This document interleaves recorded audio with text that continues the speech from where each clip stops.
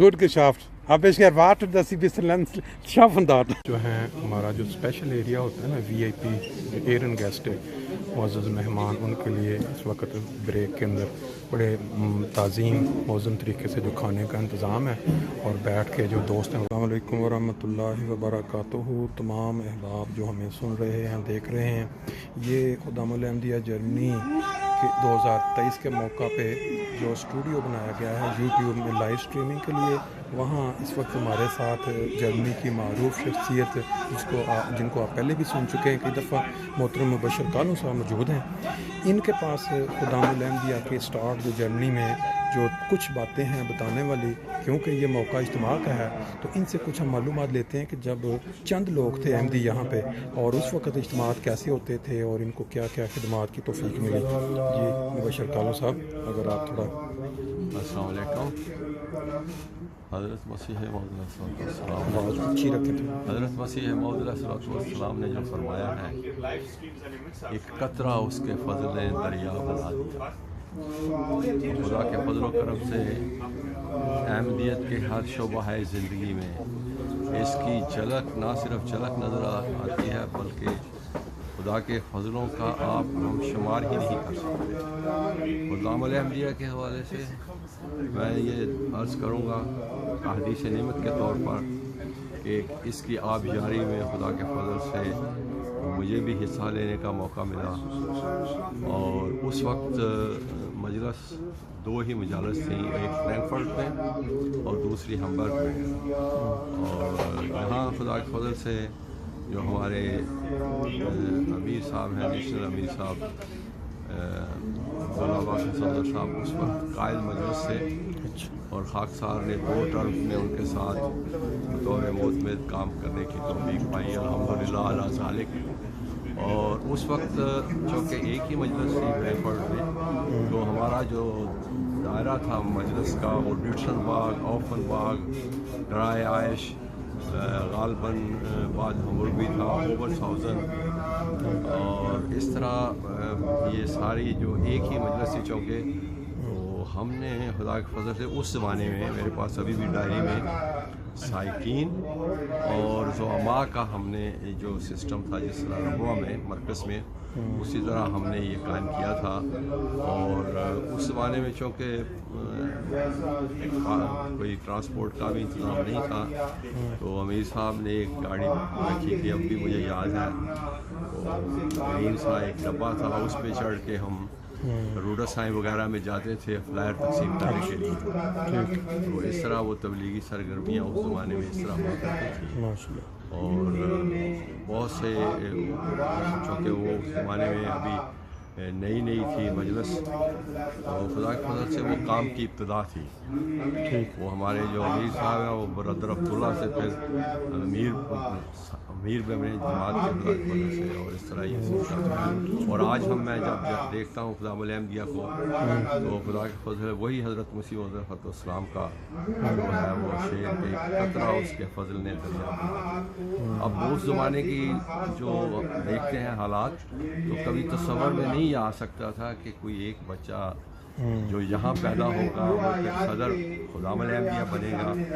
اور اس زمانے میں جو بچے پیدا ہوئے وہ تو اب انصار اللہ کی تنظیم میں شامل ہو چکے ہیں. تو ایک بڑا لمبا سفر طے کر کے خدام الحمدیہ اس وقت ایک تانور درخت بن چکی ہے. اور خدا کے فضل سے ہر طرف جو خدام نظر آتے ہیں، عجیب دل کی کیفیت ہوتی ہے کہ وہی ہے چھوٹا سا ایک باغیچہ جو آپ ایک گلستان کی شکل اختیار کریں. بہت شکریہ، آپ نے ٹائم دیا، ساتھ تقریر بھی آ رہی ہے تو ہم اب میرا خیال ہے اردو میں ہیں، ہم چل کے وہ بھی سنتے ہیں. باقی مناظر باقی انشاءاللہ گائے بگائے آپ سے. شکریہ، تھینک یو. اس کا نام ابراہیم ہے اور خدا کی خاطر کھڑا ہوتا ہے. پوری کائنات کا نقشہ بدل جاتا ہے. تو یہ جو آپ کی تنظیم ہے، جو حضرت مسلم موعود رضی اللہ تعالیٰ عنہ کے ذریعے قائم کی گئی، اس کے پیچھے یہ قرآنی حکمتیں ہیں. آپ خدا تعالیٰ کے فضل سے عمر کے اس حصے میں ہیں کہ اگر آپ خدا والے بن جائیں، آپ باخدا ہو جائیں، آپ صرف اپنے گھر تو نہیں بچائیں گے بلکہ بہت وسیع دائرے تک خدا تعالیٰ کے فضل سے آپ نجات دہندہ بن جائیں گے۔ حضور انور نے کل بڑے ہی پیار سے خدا الانبیاء جرمنی کا ذکر کیا۔ اللہ کرے کہ یہ ذکر بڑھتا چلا جائے اور ہم خلافت کی امیدوں سے بہت بڑھ کے اپنی وفات دکھانے والے ہیں۔ مجسم قرآن تھے تو نتیجہ کیا نکلا کہ مسلمان کہلانے والے قرآن کو چھوڑ گئے، حاملے قرآن کو چھوڑ گئے، تو پھر برکت کہاں سے آنی تھی، روشنی کہاں سے آنی تھی؟ اب حضرت مسیح موعود علیہ السلام کو اللہ تعالیٰ نے مامور کیا، وہ 1882 کا سن ہے، آپ کو اللہ تعالیٰ الہام کرتا ہے کہ کیوں میں نے آپ کو بھیجا ہے، اس کا مقصد کیا ہے؟ فرمایا یہ 70 کے قریب عربی کے فقرات ہیں۔ آغاز میں ہے یا احمد بارک اللہ فیکا، اے احمد اللہ نے تجھے مبارک کر دیا، تجھ میں برکت رکھ دی ہے، مار رمایتا از رمایتا ولیکن اللہ رما، جو کام تو کر رہا ہے یا تو کرے گا وہ تو نہیں بلکہ خدا کر رہا ہے اور خدا کرے گا۔ الرحمن علم القرآن، رحمان نے تجھے قرآن سکھایا ہے، لِتُنذِرَ قَوْمًا مَا أُنذِرَ آبَاؤُهُمْ، تاکہ انہیں اشار کرے جن کے آباء و اجداد نہیں اشار کیے گئے۔